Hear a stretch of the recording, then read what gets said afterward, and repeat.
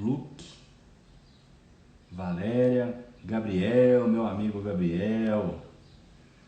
Pessoal, sempre que o Gabriel entra aqui nas lives, eu gosto de fazer uma propaganda, porque o cara é fantástico. Se você que estiver assistindo essa live, seja na versão ao vivo, seja na versão gravada, não segue o Gabriel, por favor, sigam.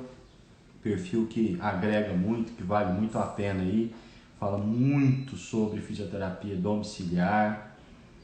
Um colega incrível aí.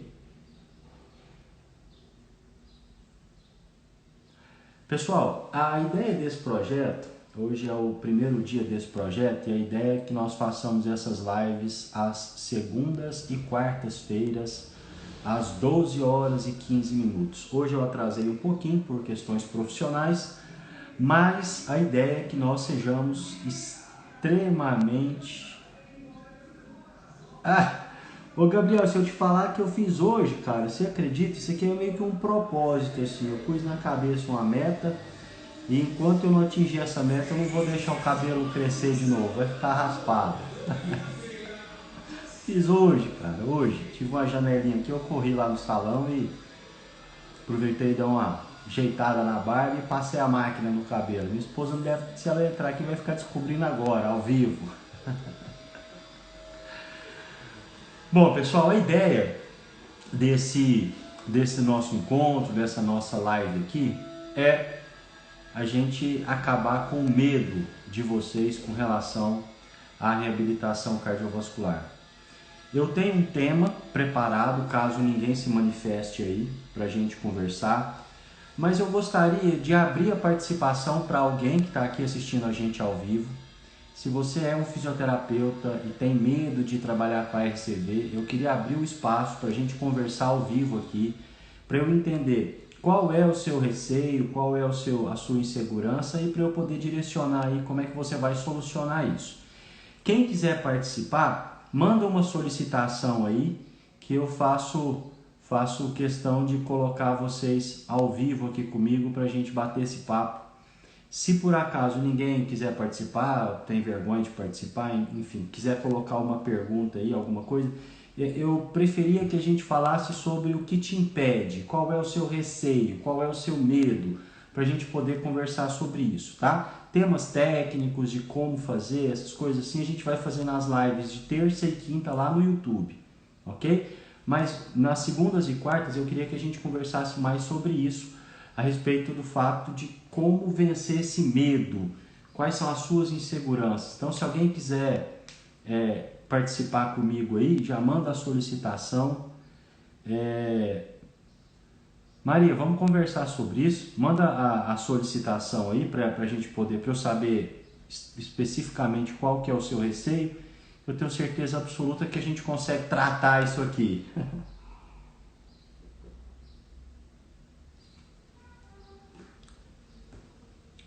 Ué, por que, Gabriel? Vamos ver se eu consigo te mandar aqui.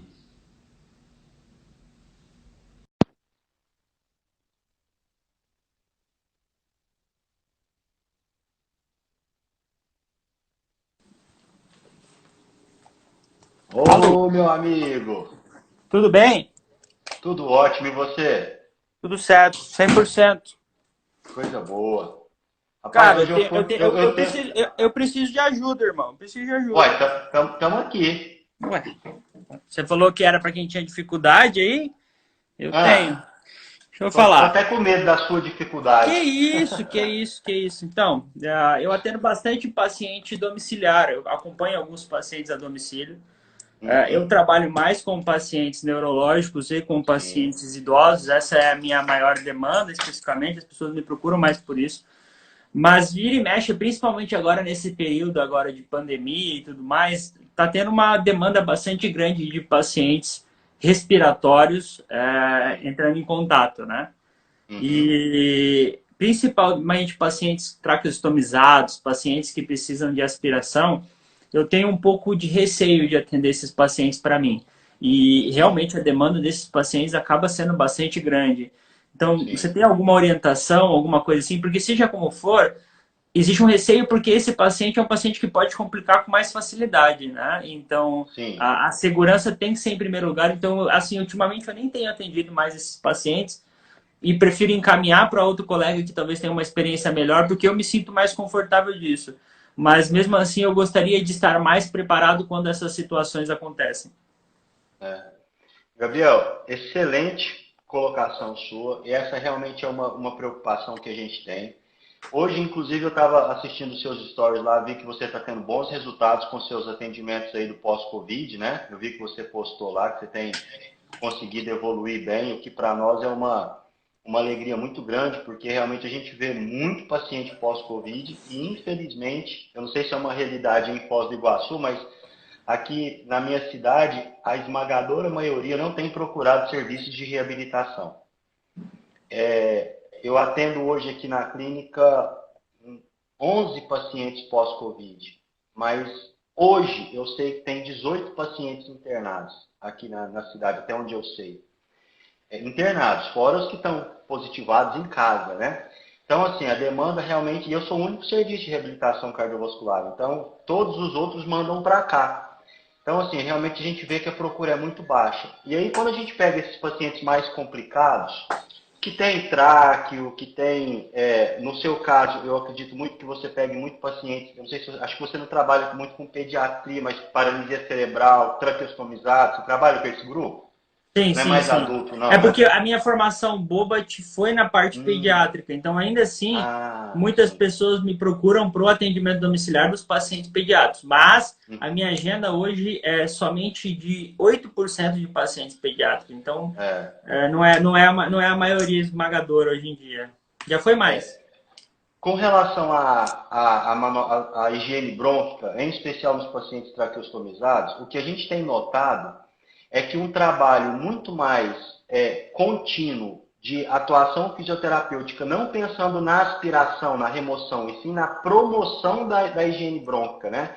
A gente entender que existem técnicas fisioterapêuticas que elas auxiliam na manutenção da fluidez da secreção e a gente consegue, às vezes, até o próprio paciente ativamente expectorar com a tosse, né? Para a gente evitar processos invasivos, como no caso da aspiração. O grande cuidado que a gente precisa ter nesses pacientes é realmente a contaminação, né? Esses pacientes eles têm uma via aberta ali de contaminação e o que eu vejo muito mais importante do que a gente, o nosso cuidado, é o cuidado com a família. É a gente instruir a família, ensinar a família dos processos. Porque eu já cansei de ver gente entrando, fazendo técnicas com sondas reutilizadas, pega a sonda, enrola, põe pendurado lá perto, depois vai lá, pega de qualquer jeito e aspira de novo, que a gente sabe que não é um processo adequado para esse tipo de paciente. Tudo tem que ser estéreo, a técnica tem que ser estéreo para a gente poder evitar esse tipo de infecção. Então eu entendo que o nosso papel ele é muito maior, muito mais importante, ou tão importante quanto a nossa técnica em si, é a gente lapidar a técnica da família para esses pacientes, porque essa família ela vai ter que lidar com isso nos momentos em que a gente não está lá. Né? Foz do Iguaçu é uma cidade grande, você não conseguiria chegar em 3 minutos saindo de um ponto a outro. Eu vejo você sofrendo no trânsito aí e vejo que tem um certo grau de dificuldade. Então, eu entendo que o nosso primeiro papel é treinar a família, ensinar a família a executar da forma correta, nós executarmos da forma correta, mas uma coisa que funciona muito comigo aqui são as técnicas de AMBU, as técnicas com pressão positiva, para a gente poder aumentar a fase inspiratória para o paciente ter uma tosse mais efetiva. Então, normalmente, em vias de regra, eu trabalho com AMBU, melhoro a complacência, faço o paciente ter mais volume para a tosse ser mais efetiva. Então, isso tende a trazer um resultado mais efetivo do que meramente aquelas técnicas mais habituais que a gente faz ir lá e aspirar. E é até engraçado porque, de novo, eu já não atendo mais esses pacientes, que nem eu falei para você. Foi por um tempo uma dificuldade minha, porque os pacientes entravam em contato pedindo e Uhum. aquele tempo talvez eu estivesse começando, talvez, então eu atendia com mais variabilidade de pacientes de patologias diferentes. Uhum. E aí, depois de um tempo, eu não precisei mais. E aí, o que eu Sim. percebia? Qual que era a minha reflexão? é que quando os pacientes não faziam fisioterapia comigo, por exemplo, quando iam fazer em outro local, eu percebia que eram aplicadas muitas técnicas que já não tinham mais evidência científica, e eu ficava pensando, pô, será que é melhor eu fazer um atendimento em que talvez eu não seja o melhor na área, mas ainda assim vai ser melhor do que muito que eles vão ter direito a receber, do que isso. Mas daí eu pensei, não, também não posso pensar dessa forma, porque aí vira uma bagunça total. Mas até mesmo o Ambu, lá na CDD, quando a gente trabalha, antes de eu sair, a gente tinha acabado de solicitar um, né, para deixar lá, porque não tínhamos também. E sempre para mim isso foi uma dificuldade muito grande, assim. Então, quando você conversa com um fisioterapeuta que trabalha nessa área, na parte cardiorrespiratória, eles falam isso como se fosse uma coisa muito tranquila para eles, assim, A pô, não, Gabriel, vai lá, é naturalidade, né? tranquilo. Tipo assim, nesse processo eu ia lá e conversava com um amigo ou com um professor e falou, não, cara, é tranquilo, vai lá, faz assim, assim, assado, é tranquilo. E assim, para quem não tem muita prática, parece que é um procedimento assim muito complexo. Mas é o que você bem colocou, é prática. Eu fico vendo os seus exercícios terapêuticos, eu fico vendo as suas condutas, para mim é um bicho de sete cabeças. Eu olho e se eu tivesse que trabalhar com esse tipo de paciente, né, nós dois temos a graça, né, da gente poder trabalhar no nicho que a gente escolheu, no nicho que a gente gosta e completar nossa agenda com isso. Mas se eu tiver que fazer algum tipo de atendimento na área que você é o expert, eu teria muita dificuldade, extrema insegurança e o meu resultado com certeza não chegaria aos pés do seu. Tudo é uma questão de prática. Mas se você me permitir um minutinho, eu vou pegar o meu Ambu ali para te mostrar um negócio que eu uso aqui, que eu vou te falar que ia tirar todo o seu receio de usar o Ambu. Posso? Você me dá um Pode, minuto? claro, pode, claro. Só um minutinho, Gabriel. Aí, pessoal, aula de graça, hein? Pô, não é todo dia, hein? Vou falar um negócio para vocês. Eu fiz um curso que eu paguei, não foi barato, para visualizar um fisioterapeuta utilizando o Ambu. E a gente está tendo a possibilidade aqui de ver na live. Cara, essa técnica que eu utilizo com o Ambu... Mostra aí para a galera, para quem não conhece. Vou mostrar aqui agora. Estou só montando ele aqui. Esse Ambu que eu utilizo, ele tem duas diferenças do Ambu convencional. Primeiro, o Ambu é normal, a pera dele aqui, né, do ressuscitador manual. A gente fala Ambu por prática, né, porque Ambu é marca, né. Isso aqui é uma válvula que o fisioterapeuta respiratório ele conhece bem, que é uma válvula, a gente fala de válvula unidirecional. E essa válvula unidirecional, ela está conectada a isso aqui, cara. Olha que maravilha. Isso aqui é um manômetro. Esse manômetro, todos vêm assim? Não, desse kit sim. Esse kit, quando você compra, vem com esses manômetros. E aí, ó, olha só que interessante. Quando eu pressiono o Ambu, ó, ele vai capturando a pressão que ele está gerando na via respiratória. Se eu fechar bem a válvula aqui, está tendo um escapezinho de ar aqui, porque ela estava desmontada, eu não montei meio às pressas. Mas, ó, perceba que quanto mais pressão eu dou aqui, ele vai fazendo a leitura para mim. Então, enquanto eu estiver na faixa verde, risco zero. Faixa amarela, risco intermediário. Se é um pulmão mais restrito, se é um pulmão menos complacente, é mais arriscado. Faixa vermelha, faixa de barotrauma. E aí, o que é o perigo, a grande vantagem? É que essa válvula aqui, ó, quando ela atinge, chega a 30, 35 de pressão, ela já abre. Então, eu não gero mesmo que eu utilize o Ambu na sua integridade, na sua totalidade, eu vou mensurando a pressão que está sendo gerada aqui, na via respiratória, e aí a gente consegue ter uma segurança gigantesca na técnica de execução. Então eu consigo trabalhar com tranquilidade, sabendo qual que é a repercussão desse fluxo que eu estou gerando, qual que é a pressão que está gerando na via respiratória, para eu trabalhar com total segurança. Para atendimento domiciliar, como é que seria feito a higienização de um equipamento como esse? Então, aí no caso você teria que ter vários kits, né? Para você poder fazer, fez a utilização com um, você faz a higienização com água corrente, joga na substância... Mas não faz no Ambu todo, né? Faz só no bico, não é isso? Ou faz normalmente a gente coloca só aqui. Mas o que eu tenho feito com os meus pacientes? Eu atendo 2 pacientes domiciliares que são acamados e eu utilizo o Ambu com eles. Como eles são pacientes crônicos, a própria família comprou o kit. Então eu utilizo o Ambu do paciente, o kit do paciente. Eu não utilizo o meu. Eles compram um kit inteiro. Kit inteiro, Mas E aí, não é barato, né? Não é. A última vez que eu encomendei para um paciente, esse kit completo, ele estava custando algo na casa dos R$ 900, Gabriel. Foi isso Mas, mesmo. assim, se você for parar para pensar, para um paciente crônico que vai utilizar isso para o resto da vida, o benefício que ele traz, redução de acúmulo de secreção, aumento da complacência, diminui o uso de antibiótico, isso no médio prazo, diminui a recorrência de processos infecciosos, isso no médio prazo, sem sombra de dúvida, se paga. Não é nem no Mas longo quem prazo, faz? não. Precisa sempre do fisioterapeuta ou ele consegue fazer com a ajuda de um familiar? Não, o uso do ambu eu não recomendo a família utilizar, não. Normalmente, esses pacientes crônicos, os 2 pacientes que eu tenho, por exemplo, eu não sei se é uma sorte minha ou se, às vezes, o poder de convencimento da gente faz isso, né? O paciente ele tem o kit do ambu, por exemplo, e tem um BiPAP em casa. Então, eu já ajusto o BiPAP para a família usar várias vezes por dia, quando é o caso. E aí ela usa sem a minha presença. Inclusive, hoje tem alguns aplicativos que a gente consegue monitorar esse uso, né?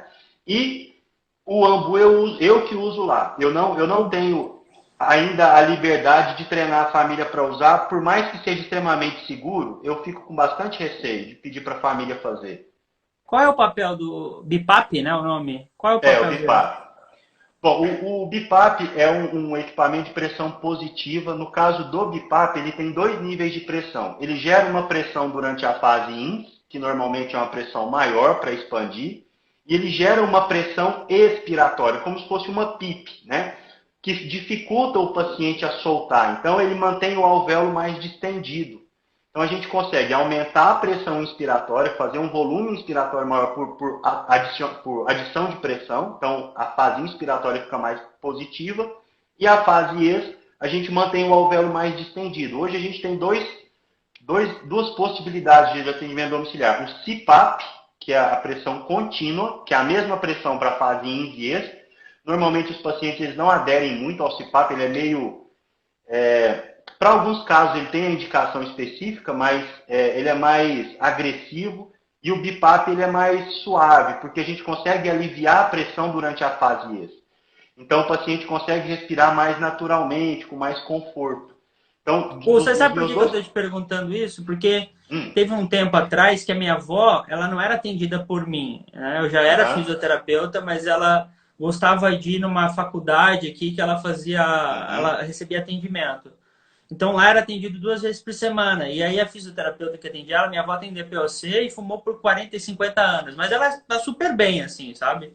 Mas a saturação dela sempre mantém ali na casa dos 93, né? Eu vejo que ela tem um certo esforço respiratório maior, a gente vai tentando acompanhar a parte cardíaca dela como tá. E ela falou assim, fala pro Gabriel comprar para você esse equipamento, que vai te ajudar a respirar melhor em casa. E aí, e minha avó agora, faz tempo já, Otávio, que ela fica pedindo para mim comprar esse aparelho para ela. Você acha que seria uma boa indicação para um paciente ter isso em casa? Ele consegue fazer sozinho, sem acompanhamento de fisioterapeuta? Consegue. A minha avó também usa, para você ter uma ideia. Inclusive, eu tenho umas fotos da minha avó aqui que eu não posso publicar nesse horário, que ela é meio boca suja e tem o dedo meio rápido, aquele dedo do meio. Uma vez eu pedi para ela mandar uma foto dela com a máscara, ela mandou a máscara assim e os 2 dedos do meio apontados para mim. Assim. Então, a grande vantagem do BiPAP, Gabriel, é justamente a gente conseguir oferecer para o paciente um suporte ventilatório que, em vias de regra, ele só receberia na unidade hospitalar. Né? Então, é um aparelho domiciliar que a gente consegue facilmente organizar setar, né, o aparelho, fazer toda a configuração do aparelho. Tem alguns equipamentos, como eu te falei hoje, que já tem uma comunicação com o software, com o aplicativo de celular, então você consegue monitorar o tempo de uso, você consegue monitorar a eficácia ou não, quanto está fazendo de pressão, quanto está fazendo de volume, porque a gente tem que tomar muito cuidado com isso hoje. Então, assim, para minha avó, que é um quadro como esse que você citou da sua avó, a minha avó também é DPOC, ela fuma até hoje. Um dia eu cheguei, não sei se alguém da minha família estiver assistindo essa live, vai ficar bravo comigo, mas nós estamos aqui para isso mesmo, né? Um dia eu cheguei na casa da minha avó, ela estava com oxigênio suplementar no nariz e o cigarro aceso na boca. Aí eu falei para minha avó, não sei o que a senhora está querendo morrer, se é pela DPOC Por causa do cigarro explodir no prédio. Porque a senhora está fumando com um gás extremamente inflamável saindo aí perto do seu cigarro aceso, né? Então, assim, aí agora ela resolveu que toda vez que ela for fumar, ela tirou o oxigênio, pelo menos, né? Mas sabe que isso que você está querendo dizer é um negócio importante, porque as pessoas que estão fora, talvez não atuem tanto, não têm tanta experiência no mercado, eles acham que a vida real é uma vida perfeita, em que você passa uma orientação para o paciente, ele segue exatamente a fio como você faz. Aí, se o paciente não segue aquilo que você faz, é porque você não orientou direito, você não... E assim, muitas vezes o paciente tem um poder de decisão sobre a vida dele que ele caga pro que você fala. Então assim, você fala assim, pô, a decisão é dele. Por favor, você tá aqui, mas pô, você tá fumando, tá de sacanagem? Pô, a pessoa vai lá e vai fazer de novo. Quantas vezes eu não falei pros meus pacientes, pô, tira essa porcaria desse Crocs do pé, pelo amor de Deus, convenci teu filho a comprar um sapato de R$ 500 para você usar e você usa o Crocs. Mas, meu, chega no outro atendimento, o paciente está de Crocs. E chega no outro atendimento, o paciente tá... E você fala de novo. Então, assim, às vezes também tem que bater um pouco com a realidade das coisas, né? Porque acontece... Eu só quero perguntar mais uma coisa, para dar tempo da galera Deixa eu só fazer um adendo no que você está falando. O nosso papel é orientar. A decisão de seguir ou não a orientação não é nossa. A decisão de seguir a orientação ou não é do paciente. A minha avó tem 90 anos, fumou a vida inteira... Já sabe que está bastante avançado o quadro, já não tem perspectiva de melhora do pulmão, a gente está lutando para dar qualidade para ela. Ela vai parar de fumar agora? Não vai nunca. Não vai nunca. E eu nem fico no pé dela para isso, não. O que eu peço? Ó, tenta diminuir. Ou evita fumar enquanto estiver usando oxigênio. Ah, mas eu fico com falta de ar. Então diminui o cigarro. Põe o oxigênio, tira, dá uma tragada. Põe o oxigênio, a gente não orienta isso, não é orientação. Mas, poxa, eu tenho que jogar com a... Né? Eu tenho que jogar com a arma que eu tenho. Eu tenho que jogar o jogo que está proposto.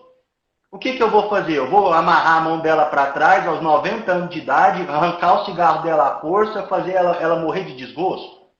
Deixa eu te perguntar, você tem algum material que pode me ajudar na compra desse produto e nos parâmetros? Você tem algum material que você vende disso? Do Ambu, você fala? Não, do CPAP, né? Do BIPAP. BIPAP. Ô, Gabriel, tem sim, eu posso te ajudar, né? Sim. Podia, né? Posso e te ajudo sim. Eu não tenho larga experiência com o uso do BIPAP para muitas situações, porque o BIPAP ele tem muitas indicações. Tá? Mas para as indicações que eu utilizo, para os tratamentos que eu faço, te oriento com todo prazer. O que eu puder ajudar, estou à disposição. Mas você vai ver que é super simples. Não tem dificuldade, Gabriel. Não tem dificuldade. A gente tem que tomar cuidado. Vocês sempre falam isso. Para vocês é fácil. Se a gente fosse conversar sobre a sua área de atuação, eu também ouviria da mesma forma, com a mesma desconfiança. Deixa eu te perguntar mais uma coisa. Já que você falou que a live era para a gente vir aqui tirar dúvidas. Cara, uma honra, sobre reabilitação cardiorrespiratória. Tá? Então eu estou aqui. É esse o termo, né? Reabilitação cardiorrespiratória? Eu uso cardiovascular, porque eu sou meio enjoado, né? A gente já conversou sobre isso. Eu sou meio enjoado, mas... Você tá certo. Reabilitação cardiovascular.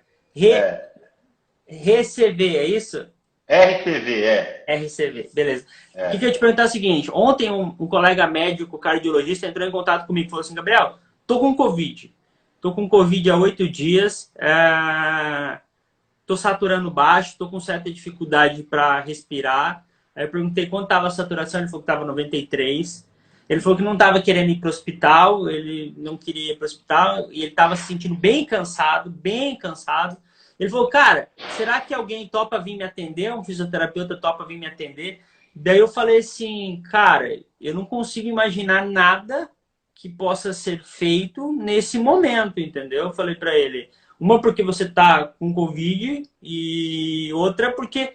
Realmente eu não sei o que você poderia fazer, porque você pode estar oscilando ainda, você pode estar com febre, você está tomando medicação.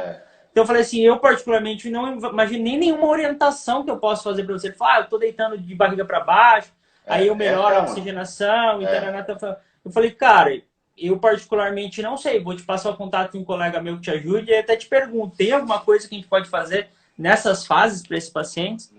Gabriel, nessa situação, a orientação que eu tenho feito aqui é encaminhar o paciente para a unidade hospitalar. E eu te explico por quê.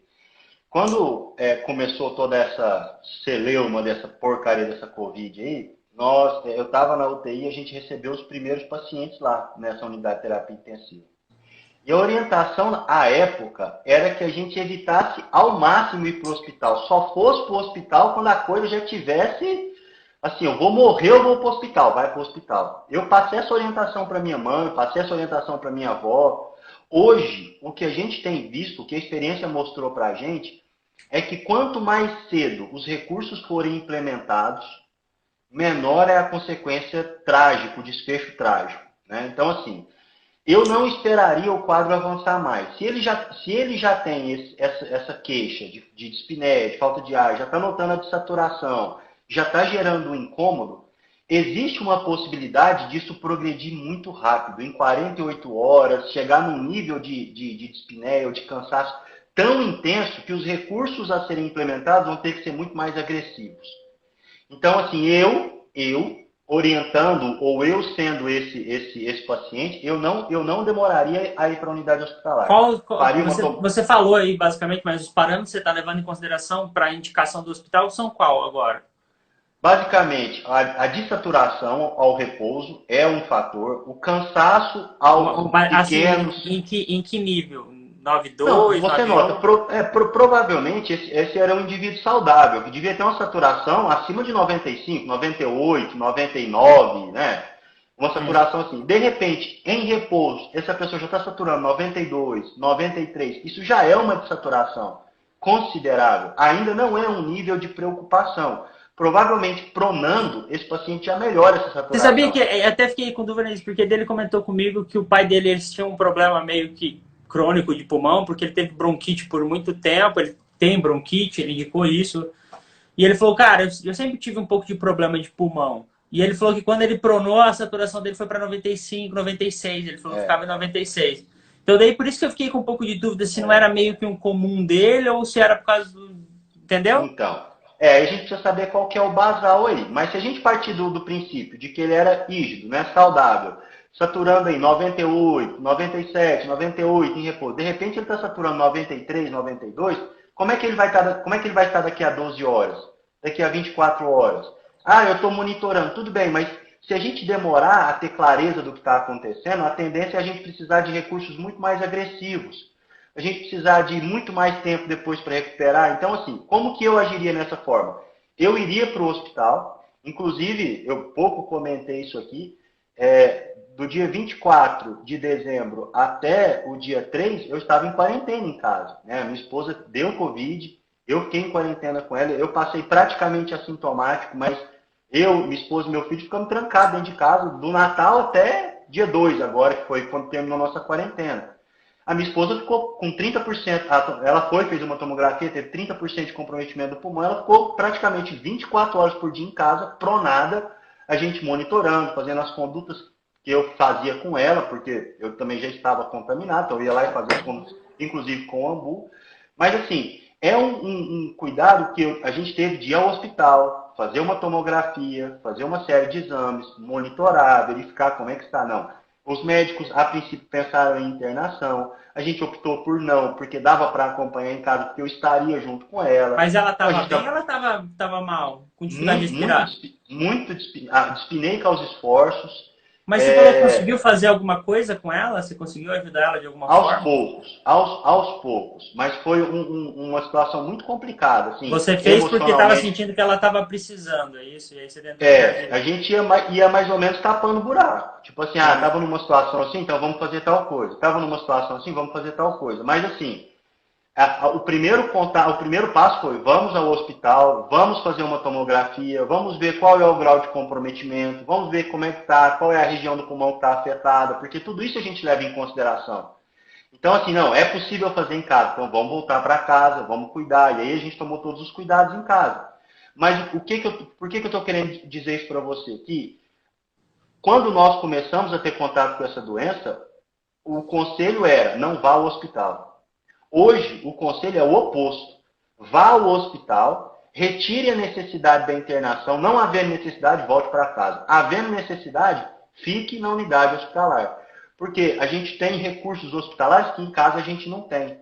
E esses recursos hospitalares, quando eles são colocados de forma mais precoce, tem uma tendência a gente precisar de menos coisa para conseguir mais resultados. Se a gente deixar isso mais tardio, a tendência é os recursos iniciais não serem efetivos e a gente precisar de uma intubação e alguma coisa mais aguda, né? O que vai trazer repercussões posteriores maiores, né?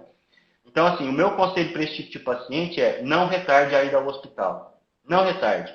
Porque, assim, a gente tem visto, eu tenho relatos de pacientes que eu estou atendendo pós-Covid aqui, que em 12 horas agravaram absurdamente. Então, estavam bem, 12 horas depois, pum, afundou. Afundou. Então, assim, poxa, para que esperar? Vai lá, tenha ideia do que está acontecendo, faça uma tomografia, faça uma avaliação funcional, converse com a equipe que está lá, e aí, não, tá tudo bem, então volta para casa, prona, espera, vai evoluir. Você tá assistindo, eu vejo que os pacientes saem muito preocupados dos hospitais, né? Porque eles recebem os feedbacks de, tipo, 70% de comprometimento do pulmão, e eu vejo que eles saem com bastante dúvida. Eu não sei qual é o protocolo que eles estão aplicando de orientação lá dos pacientes, mas eu vejo que eu que atendo a domicílio, eles chegam com essas informações. Ah, o médico, a equipe lá falou que eu tive 70% do comprometimento do pulmão. Então, aí você vê que ali eles criaram uma informação dentro deles que, tipo, eles não têm certeza se eles vão poder voltar a ter a vida normal deles, se eles perderam, entendeu? O nível da desinformação, se eles perderam 70% do pulmão. Mas tem sido reabilitações bem positivas, né, desses pacientes. Eles têm retornado super bem, não? Sim, mas a gente ainda não tem um histórico suficiente, tempo suficiente de pós-Covid para afirmar nada, né? Eu deixo isso muito claro para os meus pacientes aqui. Eu falo, olha, por exemplo, o tempo médio, o paciente mais crítico que chegou aqui na clínica chegou com andador. Ele não tinha mais massa magra, a marcha completamente debilitada, o pulmão 75% comprometidos, ele ficou entubado durante 20 dias, quer dizer, um paciente em 4 meses e meio, ele estava na fazenda dele trocando a cerca. Quer dizer, é uma recuperação muito rápida, se você pensar de onde ele partiu para onde ele teve alta, né? Eu tive um paciente muito parecido com esse, que fez 5 atendimentos e não quis fazer mais. Para você ver. 5 ver. atendimentos, ele falou, eu vou voltar a trabalhar, depois se eu sentir necessidade eu volto. Falei, então, caramba, como assim? Para você ver. Mas assim, não seria, no meu entendimento, um processo adequado. Foi por opção dele e, de novo, a gente tem que respeitar. Não tem o poder de polícia de mandar o cara continuar fazendo. Não, ele já aconteceu aqui comigo. De alta. Ele assinou o relatório de alta, foi uma opção dele. Falei, já aconteceu isso aqui comigo também. Ok, fez um mês, já estou bom demais, não preciso continuar. E, ok, tá tudo certo, vai com Deus e precisando, as portas estão abertas e não emburra com o paciente por causa disso, né? Claro que não.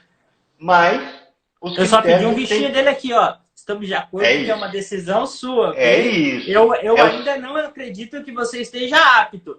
Você está assumindo esses riscos. Perfeito. Eu já pedi alta de hospital. Eu, Otávio, estava internado, não senti segurança no que estava me sendo oferecido. Eu falei, eu quero sair.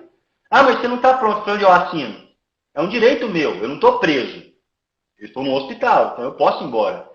É um direito do paciente, pela razão que ele julgar necessária. Eu já estou me sentindo bem. Não, você não está pronto, mas eu já estou me sentindo bem, para mim já basta. Ok, assina aqui, vai com Deus. E se mudar de ideia, estou aqui à sua disposição. Não precisa ficar emburrado com o paciente por causa disso, né? Porque tem colega que emburra, né? Não, calma, tá tudo certo, é um direito dele. Mas o que eu tenho visto aqui, para esses pacientes que evoluem bem, normalmente 2 meses, 2 meses e meio é o tempo que a gente está tendo para poder ter alta efetiva. É um protocolo padrão de 8 semanas, né? 2 meses por aí. É por aí. E uns evoluindo mais rápido, outros mais lento, dependendo também do grau de entendimento do paciente. Normalmente os pacientes que sofrem mais no hospital tendem a entender mais a demora, porque eles têm consciência do que eles passaram. Os pacientes que normalmente não internam, eles têm mais pressa de poder ter alta. A gente lida muito com isso, né? E aí fica aqui o relato importante da gente quantificar tudo, né, Gabriel? Os testes funcionais iniciais, eles são fundamentais para a gente poder justificar para o paciente a necessidade dele continuar ou não. ou de poder dar alta ou não, né? Tudo quantificado, tudo de forma objetiva, a gente consegue, e eu bato muito nessa tecla Você aqui, tem um né? curso que ensina isso, não tem? Tem. Inclusive, a gente está Esse tá na reformulando, lista, eu vou Gabriel. fazer logo logo. E vai ser uma honra tê-lo. Nós estamos reformulando todo um projeto que a gente tem de mentoria, né? A gente está reformulando e agora, dos dias 25 ao dia 29 de janeiro, a gente vai fazer um evento online gratuito e depois a gente vai lançar essa mentoria justamente para a gente qualificar A melhor gente isso. precisa disso, irmão. A gente precisa Sim, dessas quantificações para mostrar para os pacientes, senão a gente fica muito total, amador, mano. total. Fica. E a gente perde poder de persuasão, de convencimento que a gente não tem dado, né? Não é só o que eu penso, não é só o que eu acho. Eu acho que o senhor devia fazer mais. Eu acho. Não, calma. Olha, isso aqui o senhor deveria estar fazendo, o senhor está fazendo 30% abaixo disso. Então, para eu melhorar esses 30%, o que a literatura mostra, o que a minha experiência mostra, é que eu vou precisar de 8 semanas de trabalho com o senhor. Daí 8 semanas eu refaço o teste aqui, ó. Resolveu. Foi um prazer te conhecer, tudo de bom, vai com Deus. Ou olha, melhorou, mas ainda nós não atingimos. Eu preciso de mais 4 semanas. Então, tudo quantificado, a gente consegue, sem sombra de dúvida, convencer melhor o paciente nesse sentido, né? Sustentar melhor a nossa opinião. Tirar do subjetivo e trazer objetivamente para ele o nosso pensamento, né? Otávio, obrigado pela aula, tá? Vou deixar a Meu galera querido, eu perguntar que aí. agradeço a Obrigadão oportunidade. mesmo. Me ajudou muito, cara. Juro pra você. Entrei porque essas são dúvidas frequentes. Eu já disse e repito aqui, eu aprendo com você diariamente também. Você já me salvou de buracos gigantescos e eu tenho uma gratidão e um respeito e um carinho por você eterno, viu, Gabriel? Você sabe muito bem Recíproco, disso. recíproco. Grande abraço, tá? Precisando, o que eu humildemente puder contribuir, nós estamos aí. Grande Obrigado. abraço, meu Valeu, querido. valeu, valeu. Tchau. Pessoal, que participação ilustre. Gostei demais, Gabriel. Deixa eu ver alguns comentários aqui, ver se tem alguma dúvida que a gente possa esclarecer. Cadê? Físio e saúde funcional, deixa fixo o tema. Boa dica, tá? Na próxima eu vou fazer isso sim. Valeu, cara. Franciana, mas tem médicos por aí passando bombinha para asa ao invés de fisioterapia, infelizmente. Franciana, eu concordo com você. Mas eu vou de novo dizer que a gente não pode jogar para o vizinho a culpa disso, tá? Eu coloco isso também como culpa minha, coloco isso como culpa sua, coloco isso como culpa de nós, colegas fisioterapeutas, que talvez não estejamos sabendo aproveitar essa oportunidade de melhorar o grau de conhecimento e de informação da classe médica sobre o nosso papel.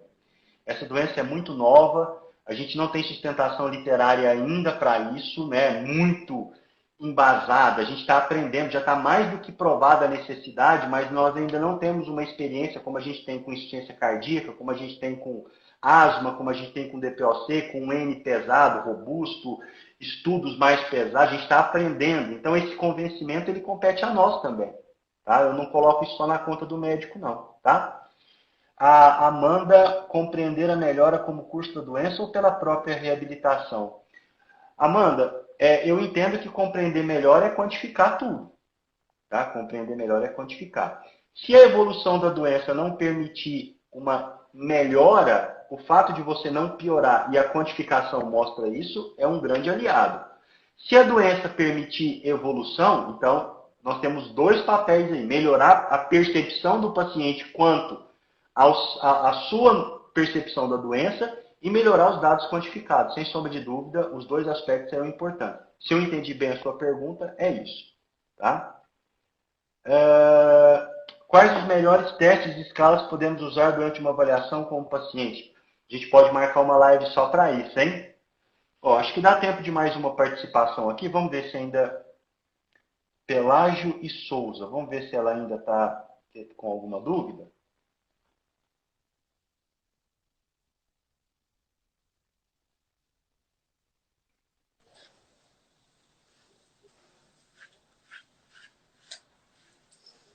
Olá, boa tarde. Ih, caiu. Que pena. Ô, Santo Ézio, meu querido? Tudo bem? Obrigado pela presença aí, viu? Quais os testes mais indicados para esse tipo de paciente? Eu imagino que seja o paciente pós-Covid, né? Rafael, aqui, dependendo do nível do paciente, eu utilizo aqui, o meu protocolo eu estou utilizando o teste de caminhada de 6 minutos, o S-Index do K5, e eu faço o teste de força de membro superior e de membro inferior.